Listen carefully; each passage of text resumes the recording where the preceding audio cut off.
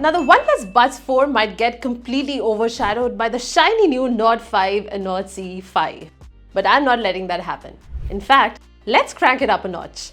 I'm putting these buds up against Realme's freshly launched Buds Air 7 Pro because why not? And hey, you know what's even more satisfying than finding the perfect pair of earbuds? Smashing that like and subscribe button. So I'm going to kick things off with what actually matters on audio gear: sound quality. Now let's be clear, neither of these are tuned for audiophiles. Both lean bass heavy right out of the box. But the good news here is that the mids and highs don't get drowned out. Fire up tracks like French Montana's Unforgettable or Arctic Monkeys' Do I Wanna Know, and both pairs deliver that satisfying, punchy low end. But it's not all about the thump. Vocals and other instruments cut through with surprising clarity. Both have 11 and 6mm coaxial dual drivers and dual DACs, making them pretty enjoyable overall. Honestly, I like the OnePlus Buds just a little more. The sound felt richer, especially Adele's voice in Skyfall and Rolling in the Deep. But Realme also held its own on songs like The Weeknd's Moth to a Flame and Ghost's Merry on a Cross. You do get some basic EQ profiles, but both apps, Realme Link and Hey Melody, let you tweak the bass and treble and create custom profiles. I dialed down the bass a little and boosted the treble for my taste. Both support 3D or spatial sound. I tried it, but honestly, I've had better. You also get low latency gaming mode. Realme claims 45 milliseconds and OnePlus 47 milliseconds, but I couldn't really tell the difference. Both offer golden sound, a cool feature that scans your ear and helps you customize the sound signature for you.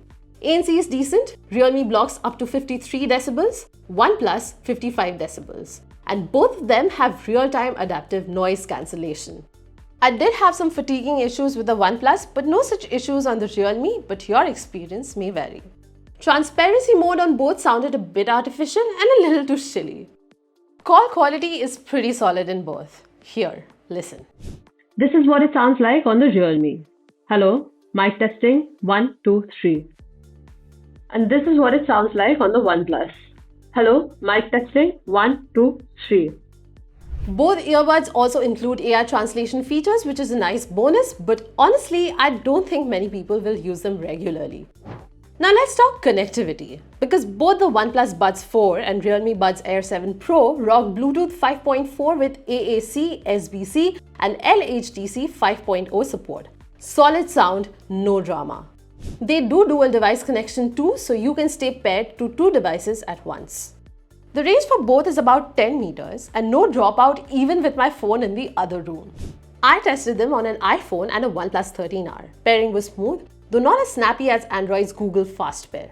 As for controls, both offer tap and swipe gestures, but Realme's felt a touch more responsive. OnePlus has a smaller touch area, so you need to be more precise. Honestly though, I wish both had pin gestures. They're so much better. Now don't worry, I haven't forgotten about the design, and honestly these two couldn't be more different. Realme's jewelry box design with faux leather feels premium even if it's plastic. OnePlus went for a puck-shaped case that flips open with a slick one-handed flick.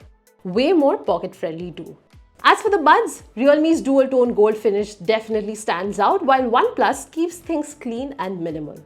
That said, I honestly like the Buds 4 design better, but the Realme Buds felt just a little more snug and secure in my ears. But both include extra ear tips to help you get the right fit. Both also come with IP55 water resistance. And finally, let's check out the battery life, which is pretty solid on both. Realme claims up to 48 hours on the Buds Air 7 Pro, and OnePlus says 45 hours for the Buds 4. That's with ANC off, double AC codec and volume at 50%. But in my real-world use, they're roughly the same. With ANC on, LDHC codec and volume around 60 to 70%, I easily got about 4 to 5 hours each day. And charging once a week works fine. And when they do run low, a quick 10-minute charge gives you 5 to 6 hours of playback, perfect for a fast boost when you're low. When it comes down to it, both are solid earbuds with good value, sturdy build and similar features. Realme stands out for its flashy design and more responsive controls, but OnePlus pulls ahead with richer sound. For all-round performance, I'd go with the OnePlus, but let me know which one you'd pick in the comments. Thanks for watching, and I'll catch you in the next one.